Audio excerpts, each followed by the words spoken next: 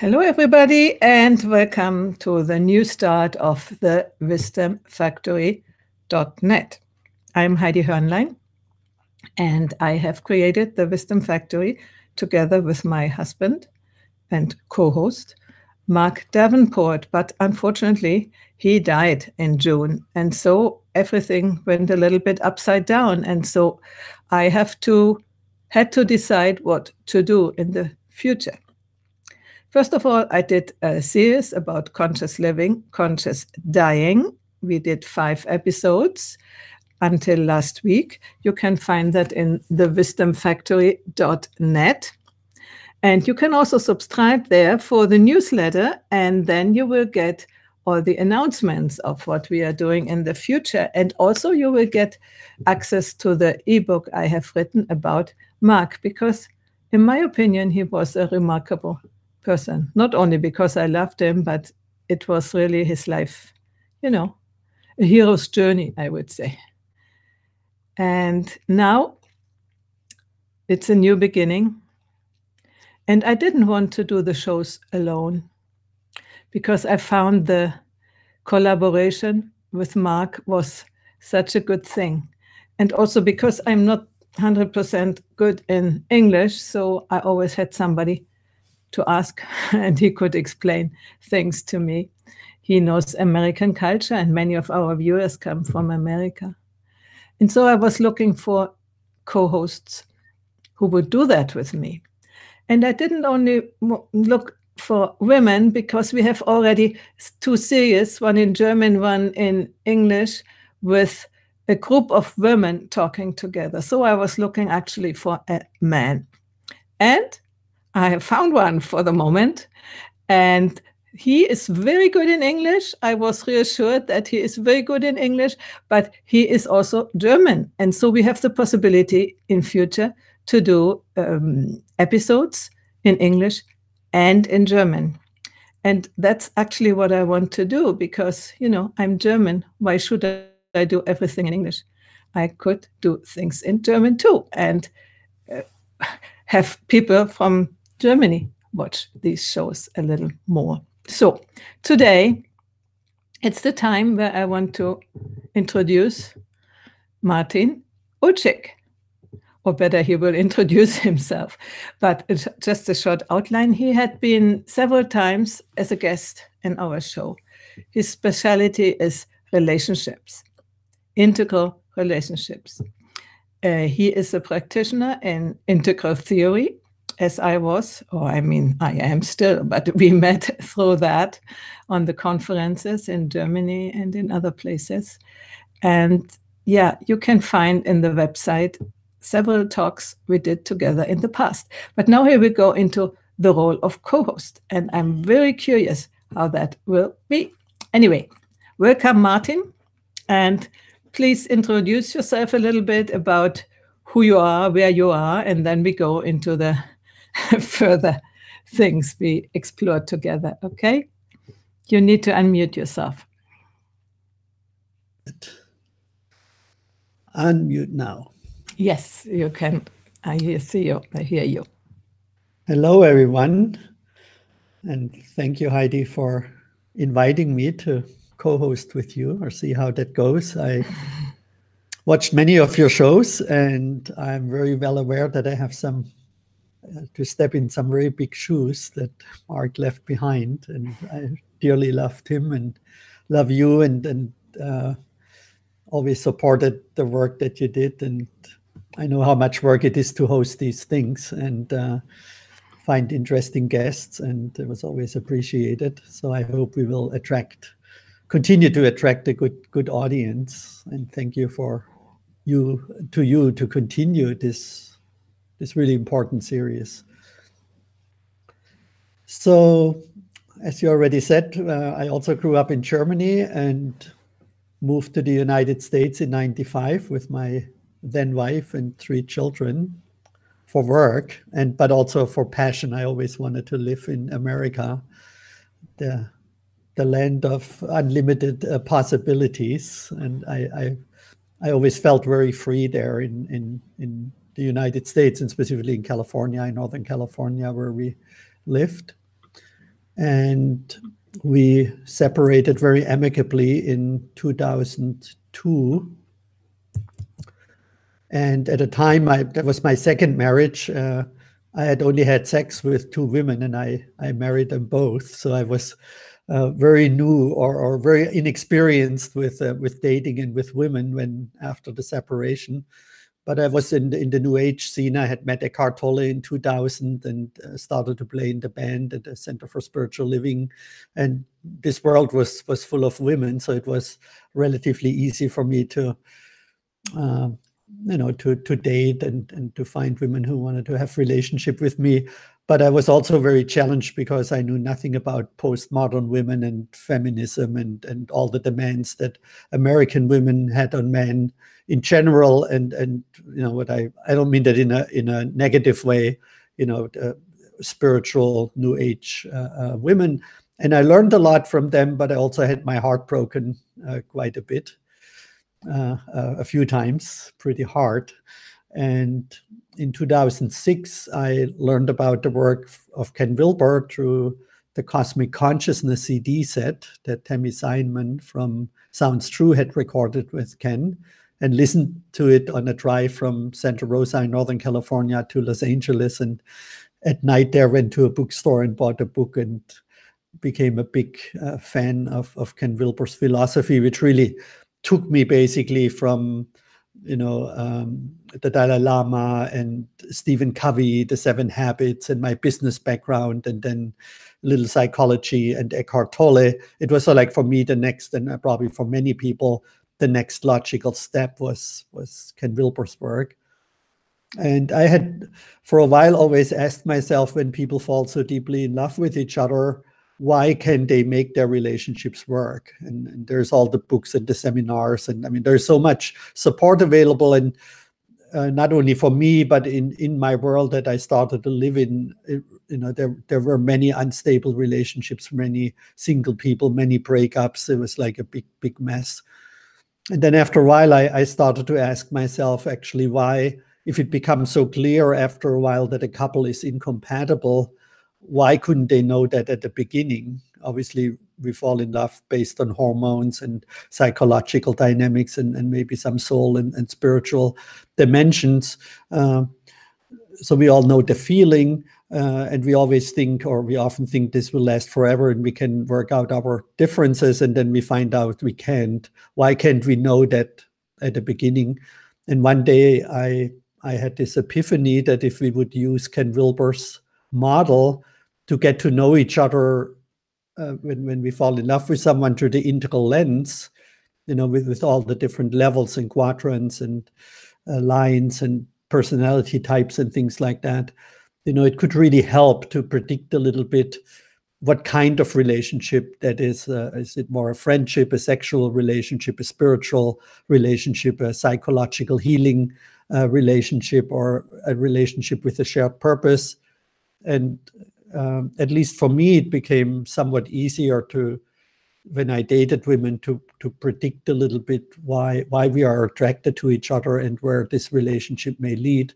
And I was really surprised that there wasn't any book that took an integral approach to dating and relating. So I started to write it and talk to women about it, but women, they said, oh, this sounds very theoretical. I don't feel your heart.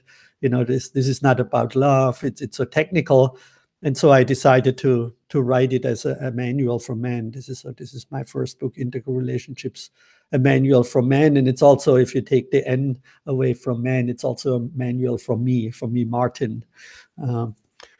And I haven't mentioned it. I'm living in Turkey right now. I'll get to that in a moment. And I'm doing offer meetups and seminars here, and we basically only have women come to these events.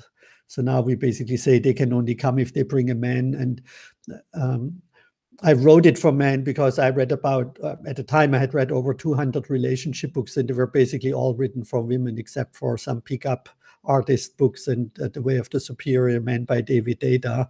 Some books are a little bit, for both genders, but mainly they cater to a female audience. And I just felt it doesn't help the women or the men if the women educate themselves more about relationships, and men, go to work and try to make more money and gain more power, but don't develop relationship skills. So I could also write this book really in a voice and in a way I think that particularly resonates with men, even though now I also have about 50% female readers, but that's much better than most other relationship books.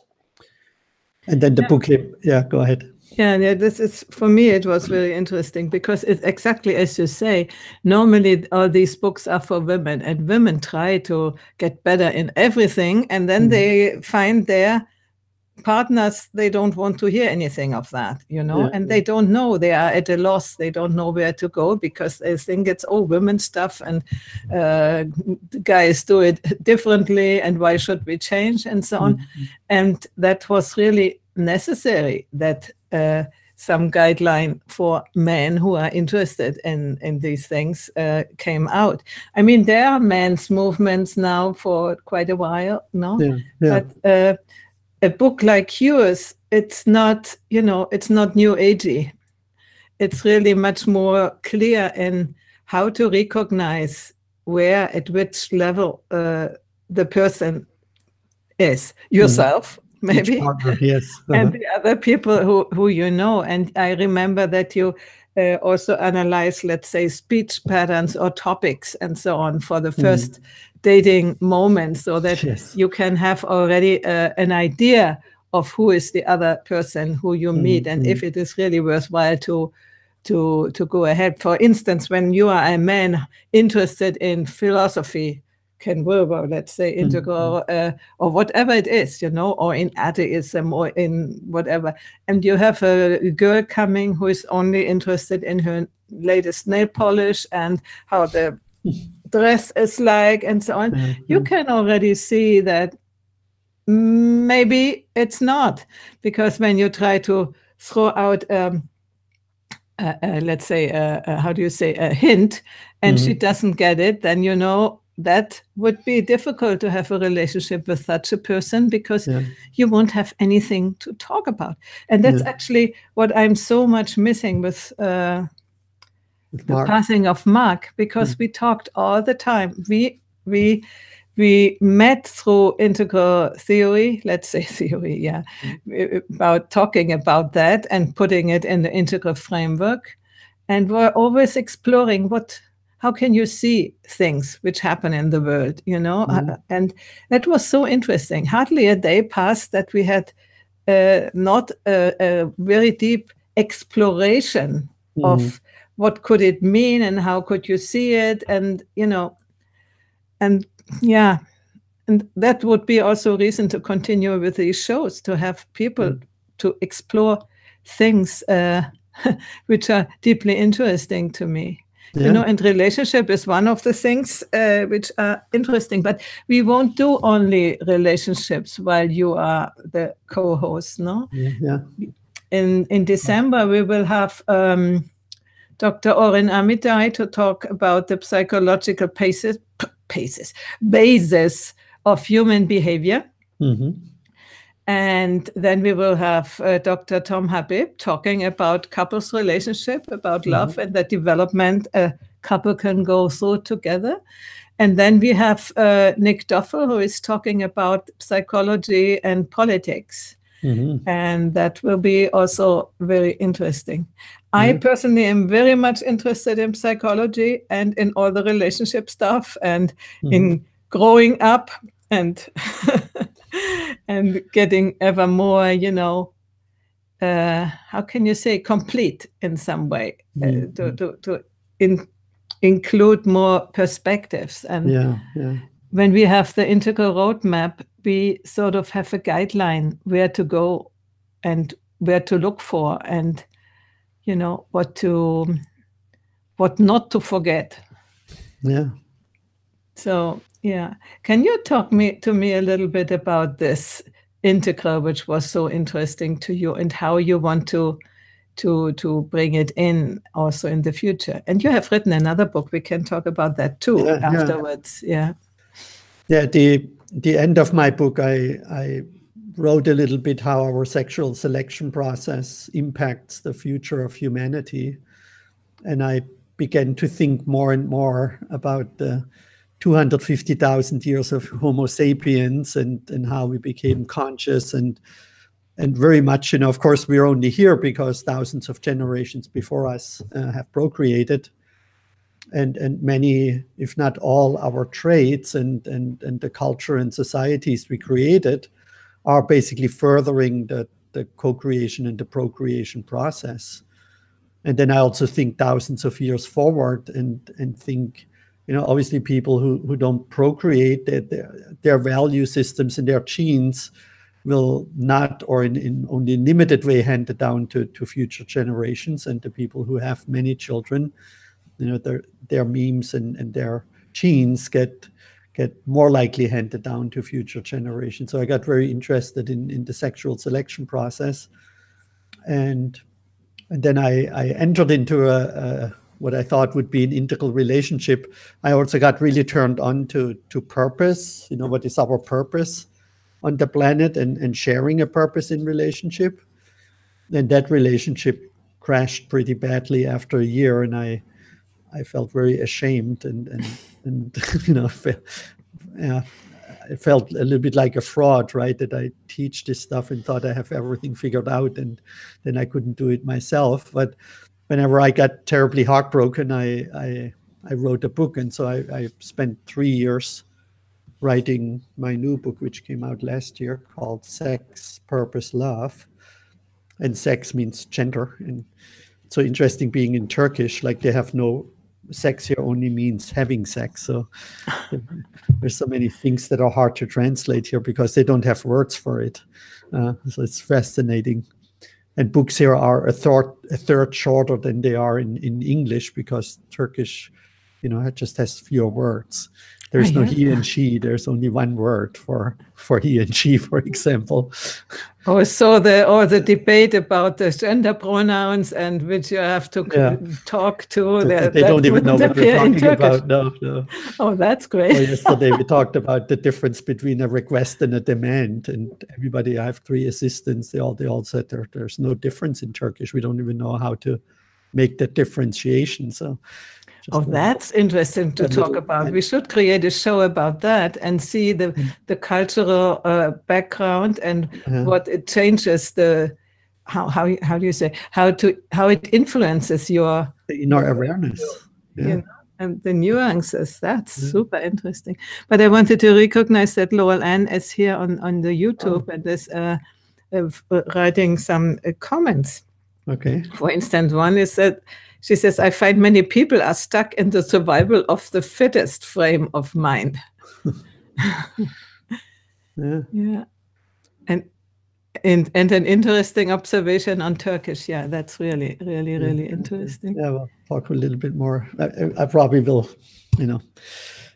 share every now and then a little bit how I perceive things different here. About the survival of the fittest, you first have to be born before you can survive. And Darwin, of course, wrote a lot about that, but it's typically not associated with Darwin. That sexual selection also plays a big role. Anyway, I got really turned on about purpose in 2010.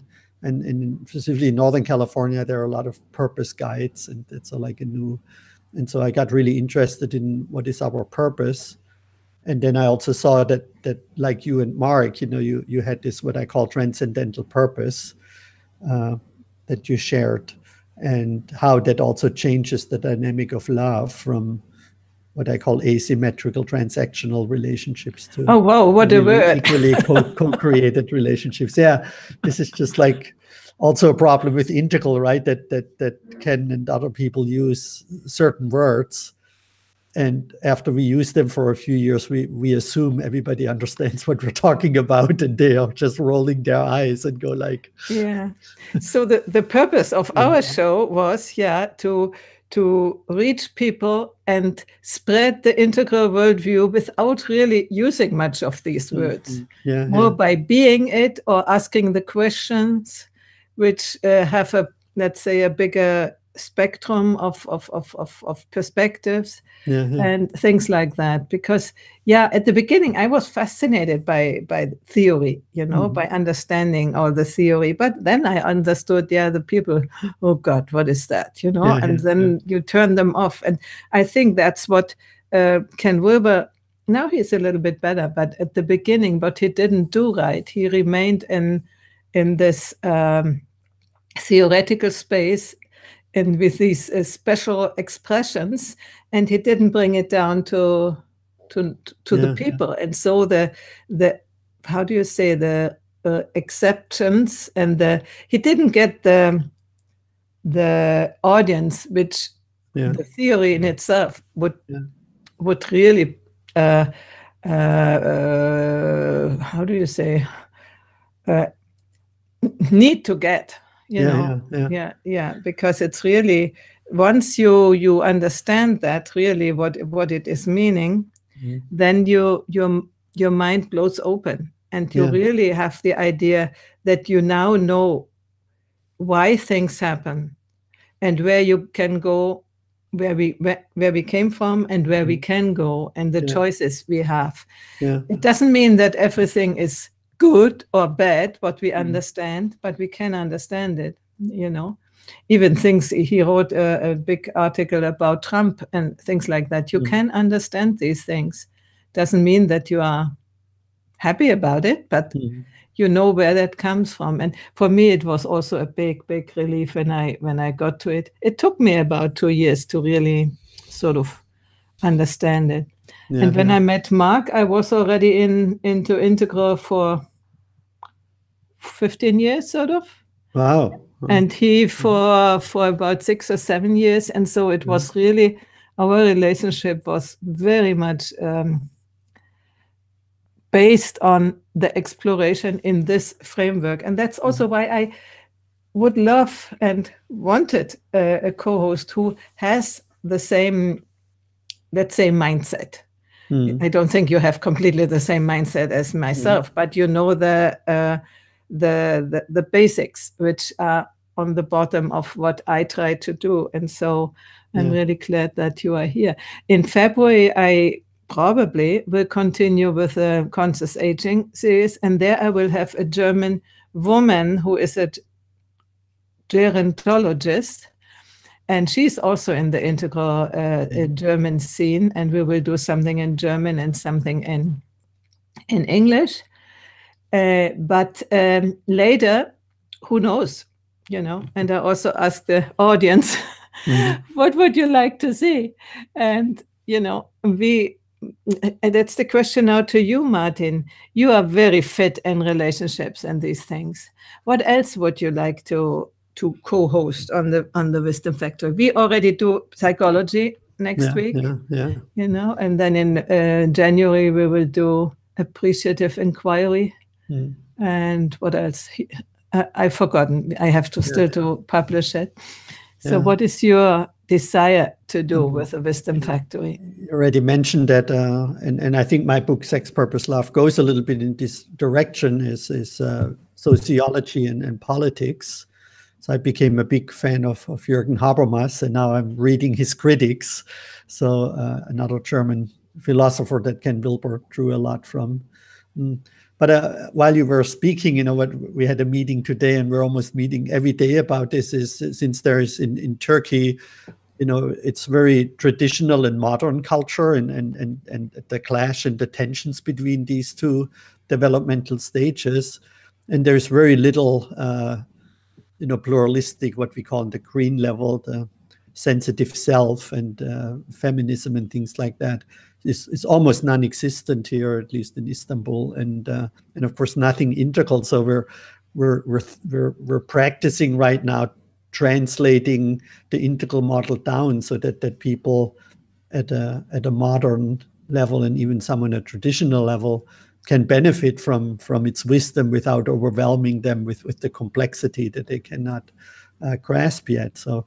And I think, when you talked about Ken, I also came here in a sense that said, maybe there is enough people that I can, who are interested to move up to an integral level, but it's too much of a leap. So That's a good practice for me, as you said, not to fall in this total integral lingo, but make it accessible to more people, which Ken now tries to do as well. And I think at the beginning he just assumed that people would be so curious that when he offers them, all his wisdom, that they would be so curious and read his books and basically join him up there if we want.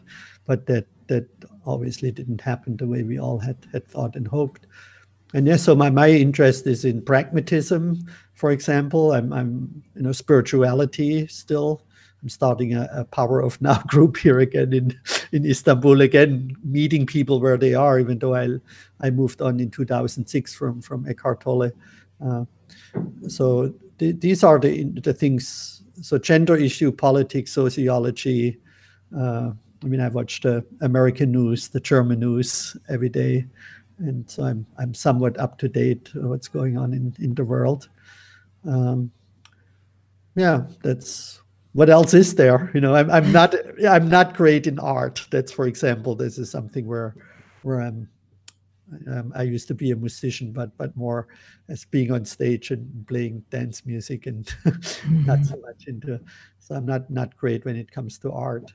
So if you look at these, and then also with science, that's not one of my strengths. If you look at Ken Wilber's 4 areas of truth, being represented by science and goodness, represented by moral philosophy and religion and beauty, which partly is the interior spirituality and things like that, but also aesthetics. My strengths are probably in the goodness area, in the relational areas, in spirituality, and then in the what Ken Wilber calls the lower right quadrant is functionality, practical things, sociology. So that's where I feel most at home. Good. So, and just looking at your background, I think you probably complement me in areas fairly well. Because for me, politics is really not my place. Mark was good in politics and in history. I'm really not. I'm more in the internal sciences, let's say, in experiential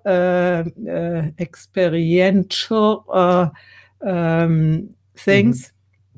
I have done counseling, Gestalt counseling. I have done coaching, feminine power coaching, three how do you say, graduations, 3 licenses I have also in. Then before I studied, mathematics and linguistics, and that helped me a little bit to think, but mathematics was also not my thing, and physics I left after a year. But you're also a singer, right? But a vocalist. You're also a vocalist, right? I always, I always wanted to sing, and I sang as a child in the choir. But in my family, singing would never have been anything to, to study or to make a profession of. I should have become a teacher, and so I was sort of a pre-coacher, how do you say, an immature feminist. I thought, if I have to study for a teacher, at least I want to study something which is male-ish. So I began with mathematics and physics, only to understand that's not really mine. And during the study, I was 7 years at university. I did private singing courses, and afterwards I sang in a professional choir for a while, and then I did solo concerts. And I always thought it's not what really my potential is, and so that's why I ended up in Italy, because I thought Italy is the country of the bel canto. And no, they don't really know how to teach. But at the end, I found it myself, because I'm a researcher, let's say, an internal researcher. I try to use myself as a research object. And so also singing, I found out how it works by trying out and thinking, oh, that worked. What was different? Before it didn't work. And so slowly, I understood the connection between voice, between body, and psyche and belief systems and all these things. And then for 20 years, I taught mainly singing, or let's say voice development. I don't really like to teach singing in the sense of teaching people pieces, but I'm interested in the consciousness work, that people get knowledge about themselves by discovering their voice. And that's I still like, but I'm hardly doing it anymore. Because I was so, so taken by the moment when, I think it was in 2010, there were all these free webinars and I was alone and I had a lot of time. So I watched a lot, or it was not webinar, it was audio things, you know. And podcast. One was Claire Summit and Catherine Woodward-Thomas.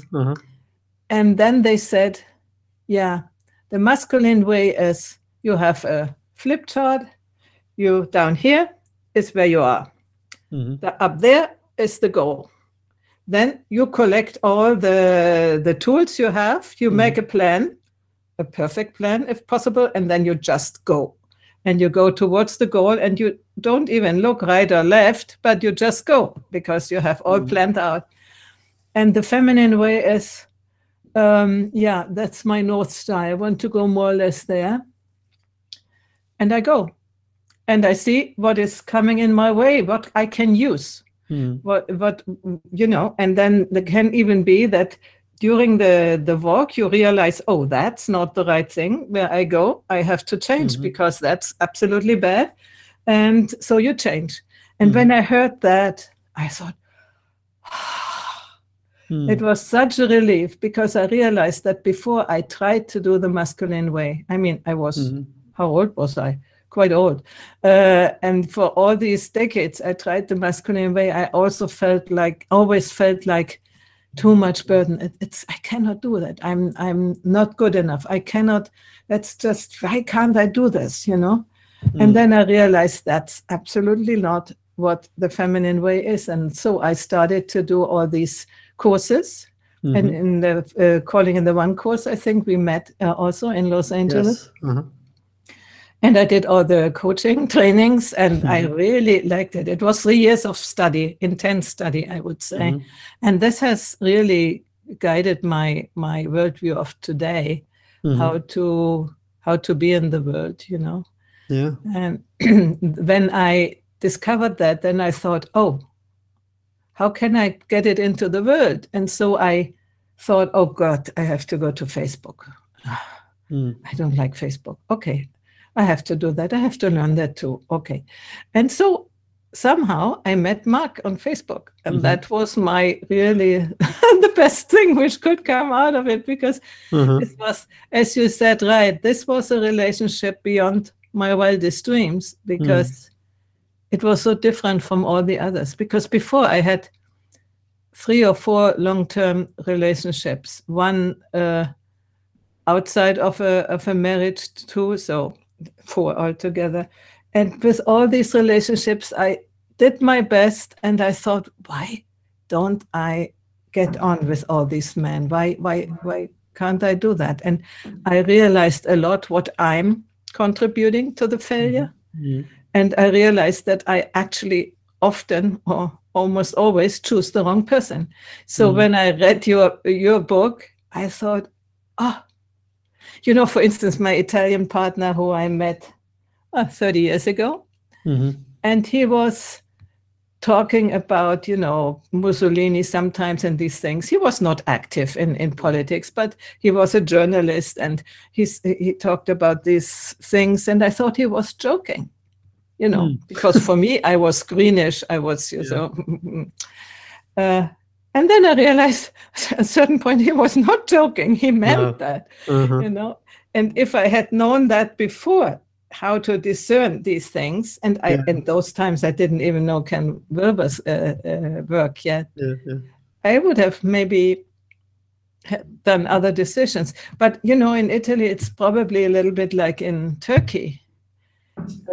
Integral people on the integral level are probably very few, and if they are, we are not connected. So the main level we have here is egocentric, traditional, and a little bit of modern, more in the north of Italy. So yeah. Yeah, the people who identify as integral here, they just pick a few things that are more catering to the modern worldview. And they say, oh, spirituality we leave out, and anything psychological we leave out. And so they're it's so like cafeteria style, Ken would probably say. They just pick and choose what fits into their worldview and adopt it, and the rest they just leave out. So yeah, I now see that there are more people here. Lon McClure is here, and there is Vivek here. Thank you for watching. That's really very nice. Yeah, I wanted still to say something about now. I've forgotten. Anyway. I'm glad that happened. Yeah, before, when I was alone and I met Mark in 2011, I sort of, I thought in Italy, I will never find a partner. And okay, I won't. I mean, now I'm the same situation again, when I choose to find another partner again. And so it was via Facebook that I found him, and that's amazing. This amazing thing now with mobility. As you know, I know several couples, and some met on my Integral Singles dating website. Talk a little bit about that. Who moved to Switzerland and married Ariana. Two friends that I had, never would have thought that they would be a couple. And so I tell people, integral evolutionaries, or whatever we want to call ourselves, people on the edge of evolution who want to be in a relationship, usually don't find someone sometimes not even in their country, given all the other factors of being single and age compatible and interests and income and sexual attraction, beyond values and shared mission and vision and purpose. And so more and more people are just moving to another country or continent. I mean, I'm in Turkey now for never would have thought that I end up here. Of course, probably only temporarily. Yeah, your house has burned down last year, hasn't it? Right. That was, of course, a totally life-changing situation, specifically, and a lot of people tried, or some people tried to read more into it probably than it was, but it was literally... I had talked with Ken about the endorsement for my new book, and he said, "Oh, I need. Can you give me till Monday?" He said, last October, and we wanted to finish over the weekend. I said, "Okay, I give you till Monday." And that Monday morning, my daughter called me at 5 a.m.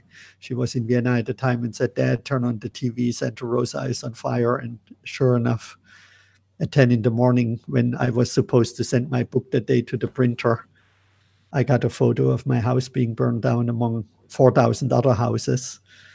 And of course, now paradise and the campfire, is even 3 times as worse as our fire. Ours was the biggest fire until then. And so my ex-wife and I, we both lost our place. And, I had thought to move back to Santa Rosa and start to promote my book and travel and do things. And that really put a big wrench in my future plans, right? As you just said, man, go have a plan. As John Lennon said, life is happening while we make other plans. We say in German, make a plan and feel like enlightened, and make another plan, but both don't work. Ja, it is a rhyme, no? Mach dir nur einen Plan und sei ein großes Licht, dann mach dir noch einen Plan, gehen tun sie beide nicht. Oh, das habe ich noch nie gehört. You didn't know that. Maybe that emerged after I left. Yeah. And so I just also want to share for a moment this journey at the beginning, being a fire victim, and when people asked, how are you? Oh, not so well, my house burned down. Oh my God, how can I help? And how quickly I realized there a few weeks in how I created sort of like this new identity of this poor me victim whose house burned down.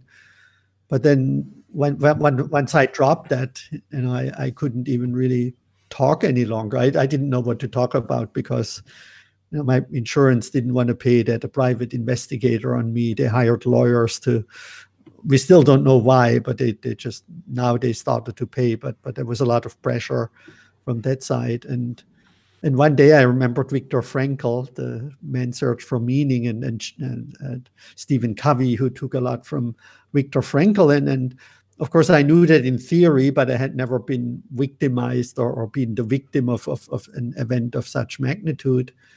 And I realized that I have a choice how I respond to what happened, and to not to talk it into up to, oh, this is the greatest thing that ever happened to me, or, but just say, I neither have to tell everyone that my house burned down, but I also don't have to be silent about it. I can, in every moment, in every interaction, I have a choice how I respond to that situation. And from there, I kind of like came out from, from this mild depression or whatever, this feeling totally stuck in a way of,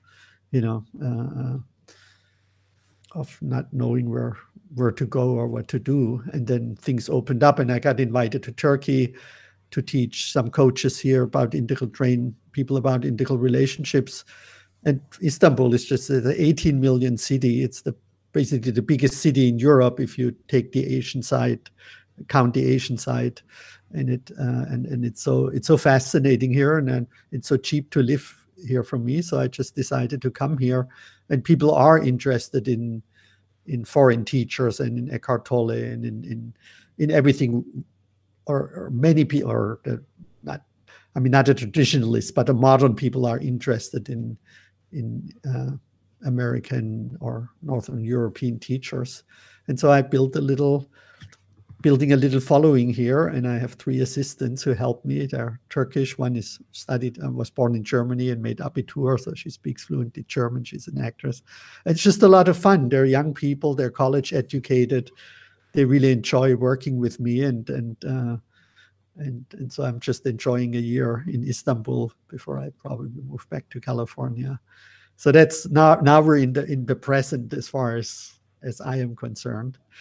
And I'm having a ball here, even though I don't speak the language, but it's still, I can just count and say hello and thank you, and the check please, and water and bread, and just a few words I pick up here and there, which is also fun at my age to dabble around in a new language. So culture, you speaking of, what interests me, obviously, it's so fascinating, and you know that too. We grew up in Germany, then I moved to America. I lived there for 23 years, and now I'm dabbling around in Turkey a little bit, and it really broadens my horizon. I had never been in Turkey, so.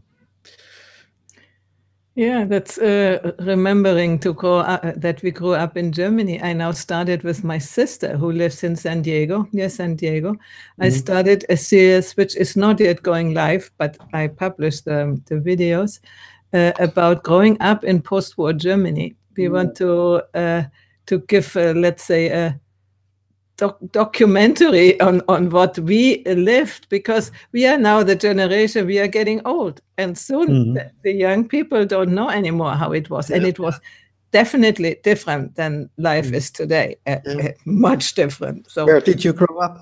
In Germany? In Coburg. Okay. You know where that is? Yeah. Uh-huh. Yeah. Okay. That's in now it's in Bavaria, but up to 1900, I think 18 or something, after the First World War, I think it had to decide if to belong to Bavaria or to Thuringia, because before it was an independent dukedom. We have given the Prince Albert from Saxon-Coburg-Gotha, who was the husband of Queen Victoria, as far as I remember. I'm not good in history, so don't take everything for granted. But then we were fortunate that we had chosen, my ancestors, Bavaria, because otherwise I would have ended up in East Germany. Then the childhood would have been even different. So if anybody of the watchers is interested, it will be published on YouTube. I think the first talk is already, and I will also create a website for these things. And your sister, I just want to mention, I'm really, I know as you say that we wrote a book about my father's life with the whole family, for his 60th birthday. And then I interviewed my mother on a drive back from Italy for 6 hours about her life. And we made a little booklet about her life. And that gave her so much, reconnected her with so many people, and then we printed 100 and she mailed it to everyone. And it was such a great experience for us children and also for all the other relatives, because she was the last one living of her generation.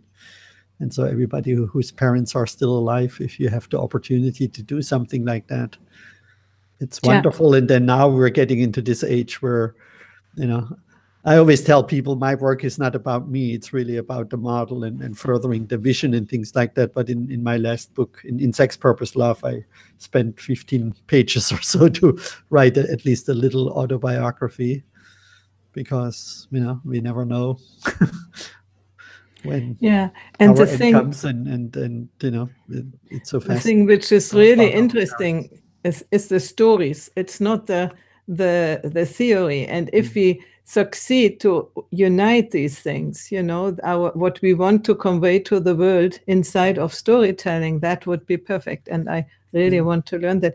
I have written, I don't know if I mentioned that, I have written an ebook about Mark, and with many pictures. And there's also many people have written testimonial. And so if you want to have it, you subscribe thewisdomfactory.net into the subscribe box, and I will send it out. I already have the PDF version. I try to upload it to iBooks, to Apple Bookstore, but I already spent 2 days with support people on. It's also difficult, this tech. And, I'm really not a tech person, but to get out the message, which I want to get out, how do you say, embodying integral teaching in some way, I have to learn all this tech stuff. And I'm, I do it, but I'm at the bottom of all that. I want to do other things, like doing these shows and all that, who that, and other people, Lowell Ann knows that, and Vivek knows that. It's really, time consuming to do all this. Yeah, that's why I'm so happy to have my kids here. They're all 25, 26. They live in a totally different world. And they know how to do these things. I just hand them my phone and say, you take care of it. It's a real blessing. Yeah, that is. And it's also fascinating. Like they go, like when I say, we have to update the website. Who uses a website? The website is completely obsolete to them, and emailing is also obsolete. They're even Facebook. They say, Facebook is for old people. I say, for us. You mean like and they go, like 30, 40-year-olds. It's like old people. Facebook is like, they don't even have a really good phone app, so we're not using it. We're only using Instagram. I barely knew what Instagram was, so I'm fascinated by two things. These generational differences are much more pronounced here in Turkey than I experienced them before, and then also the higher levels are basically missing, and so that's really fascinating. These age gaps, how they're different here than there are in the United States.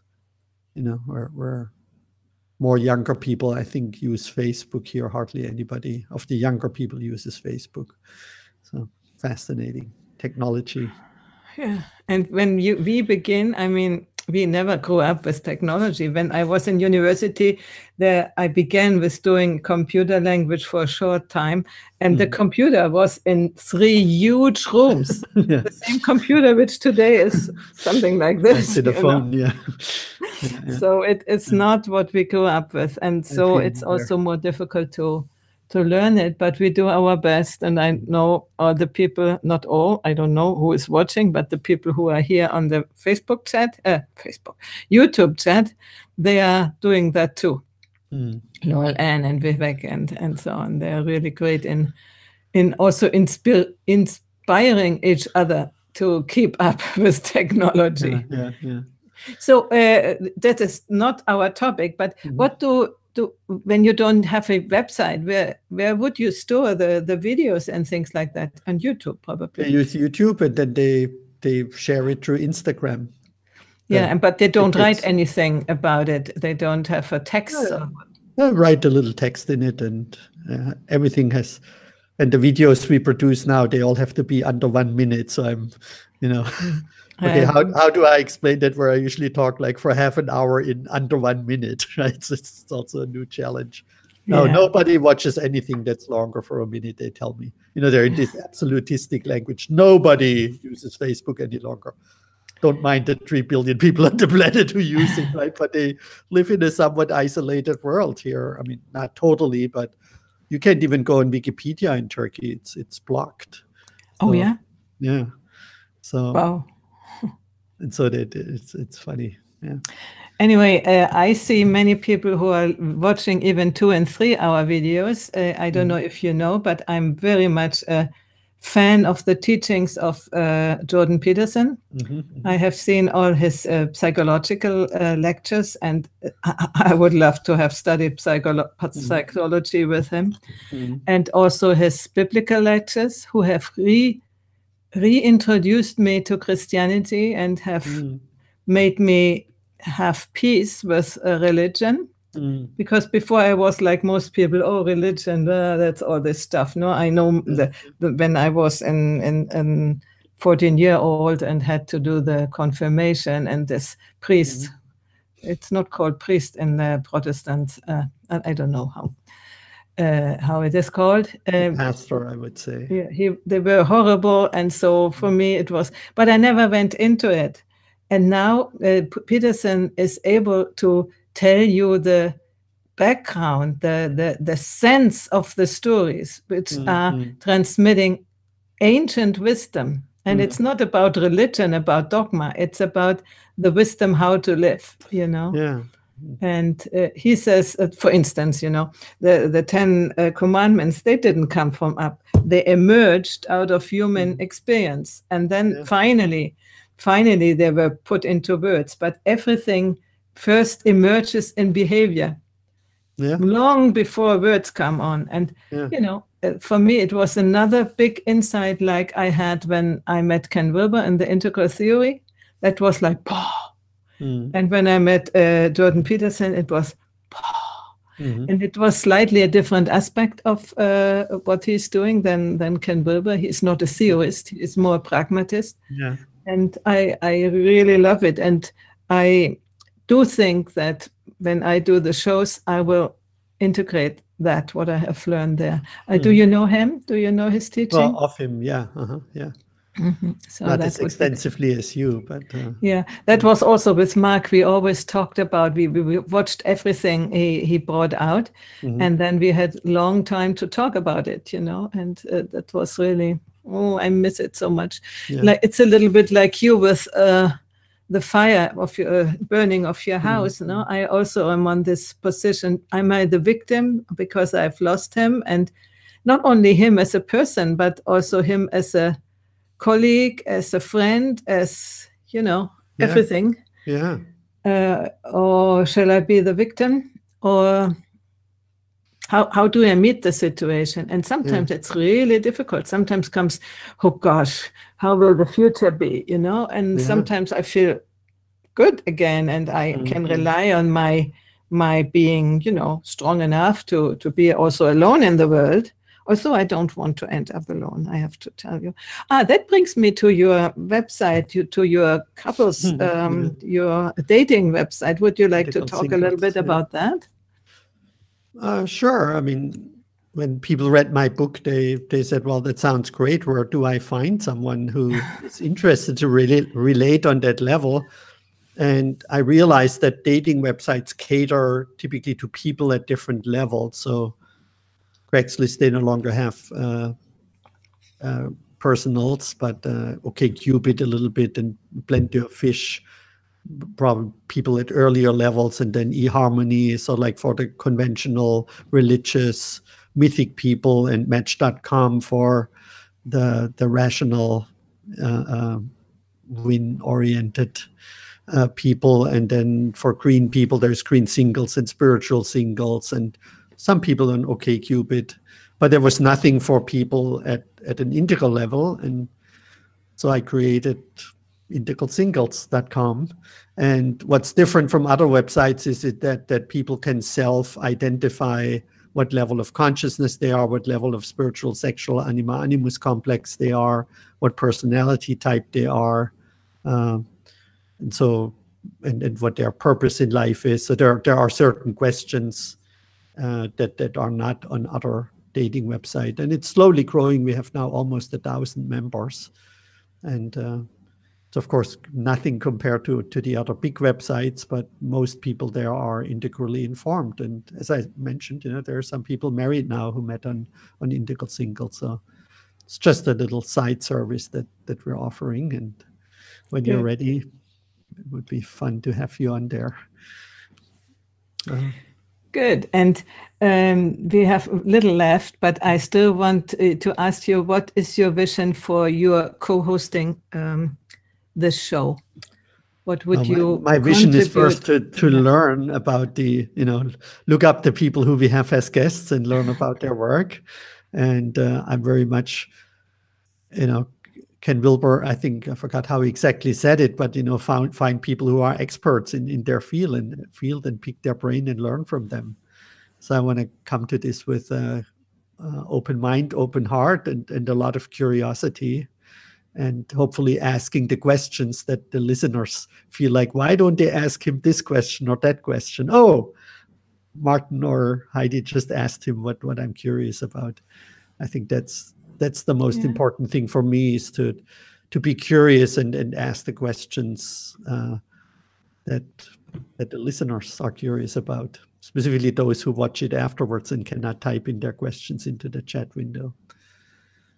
That's pretty much all. Good. Yeah. So we will find out what we do, and we start on next week. I see just now that the transmission is not good because it's stopped at a certain point, and they said they have buffering. I'm sorry. I hope they can get the rest in replay. And I just will respond. But it's still amazing that this works, that people are sitting maybe in America or wherever, and you sit in Italy, I'm sitting in Turkey, and we're just like almost like being in the same room. Yeah. And there was a kid who was saying, and maybe one day there will be phones where we can see each other. That was sort of like the total utopia. And now we have. Yeah, the thing is, you don't always want to be seen. I like to see and be seen, but some other people don't. Many people don't. And I find that when I try to find guests, some people say, video, it's too personal. And a friend of mine just interviewed Ken Wilber, a mutual friend, and Ken didn't want to be on video, so they had all kinds of trouble to record only audio. So yeah, no, he is on video now in Integral Live anyway. So I would say we stop it here, because I don't know if it is still transmitting and if it is still recording. And we see next week. And next week we start with Dr. Oren Amitai and the psychological basis of human behavior. Yoo-hoo! Okay. Yoo-hoo! We will learn something. Great. Yeah, definitely. Okay. Okay, thank you. Bye-bye. See you, everyone. Bye.